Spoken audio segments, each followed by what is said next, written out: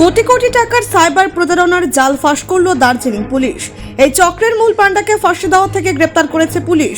জানা গেছে, দীর্ঘদিন ধরে সাইবার প্রতারণার মাধ্যমে সাধারণ মানুষের কাছ থেকে বিপুল পরিমাণ টাকা হাতিয়ে নিচ্ছিল এই দলটি। গোপন সূত্রে খবর পেয়ে দার্জিলিং পুলিশের একটি বিশেষ দল ফাঁসি দেওয়া এলাকায় অভিযান চালায়। সেই অভিযানে ধরা পড়ে প্রতারণা চক্রের মূল পাণ্ডা। পুলিশ জানিয়েছে, ধৃত ব্যক্তির কাছ থেকে বেশ কিছু নথি, মোবাইল ফোন এবং ল্যাপটপ উদ্ধার করা হয়েছে, যার মাধ্যমে প্রতারণার কাজ চালানো হতো। পুরো বিষয়টি খতিয়ে দেখছে পুলিশ। এই ঘটনার পর দার্জিলিং পুলিশের সাইবার অপরাধ দমন বিভাগ সাধারণ মানুষকে সচেতন থাকার আবেদন জানিয়েছেন। ব্যুরো রিপোর্ট, নির্ভীক বার্তা। কি একটা লোক আছে এখানে, সাইদুল নাম আছে, যে আমাদের এখন পুলিশ কাছারিতে আছে।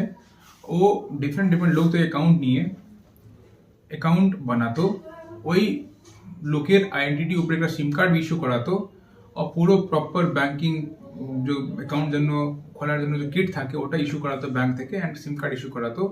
And he use to transfer the account details including the SIM card Gujarat অথবা মুম্বাই এইরকম জায়গাতে পাঠাতো।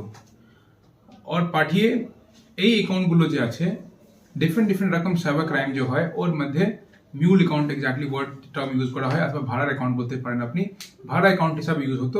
ওই সবগুলো অ্যাকাউন্ট মধ্যে যতগুলো সাইবার জালিয়াতি শুনছেন, যত রকম শুনছেন আপনারা, ডিজিটাল অ্যারেস্ট হোক, লোন ফ্রড থেকে লোককে প্রতারণা করা হোক, অথবা কল সেন্টার হোক, অথবা ওটিপি ফ্রড শুনছেন, ক্রেডিট কার্ড ফ্রড শুনছেন, অনেকগুলো আপনাদের সবাই সমাজের লোক আছেন, বুঝতে পারছেন যতগুলো ধারণা শুনছেন সাইবার ক্রাইম জালিয়াতি হচ্ছে, সবটা টাকা এদের এই প্রোভাইড করা অ্যাকাউন্ট মধ্যে আসতো।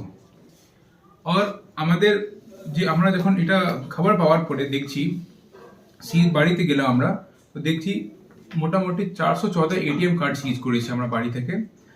চেকবুক 235 পিস ছিল, পাসবুক 148 পিস, और QR কোড বানিয়ে নিয়েছে প্রত্যেক অ্যাকাউন্ট জন্য, তাকে ইউপিআই স্ক্যানিং করতে সুবিধা হয়, যেখানে বি ফ্রডস্টারদেরকে পাঠাবে ওটা কিছু বরামদ করেছি। ও প্যান কার্ড বি বরামদ করেছি আমরা।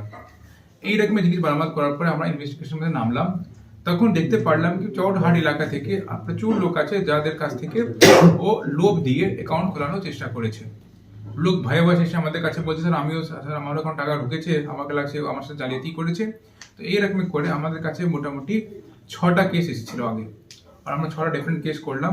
এর মধ্যে কেস করার পরে আর সিজার করার পরে আমরা দেখি 2টা লোক আমরা অ্যারেস্ট করলাম। 2টা লোকের যে নাম আছে, অ্যারেস্ট করার আগে লোক ছিলেন অনিল গোপ অ্যান্ড এমডি আনওয়ার। আর তারপরে 2টা যে লোক ছিলেন, একটা সাইবুল আর একটা যাকে আমরা তপন গোপ যাকে অ্যারেস্ট করেছি, এরা পালিয়েছিল। আর এরা 9 মাস অবধি পালিয়েছিল। অ্যান্ড রিসেন্টলি একটা কেস মধ্যে on flimsy ground he got a bail, দেন আমরা ও বেলকে অপোজ বি করেছি। And at the same time যখন ইনভেস্টিগেশন করছিলাম আমরা, তো আমার কাছে কিছু আর কেস এসেছে, আমরা ওটাও ইনভেস্টিগেশন করলাম। তাই আমরা ওই কেস জন্য একটু পুলিশ কাস্টাডি পেলাম।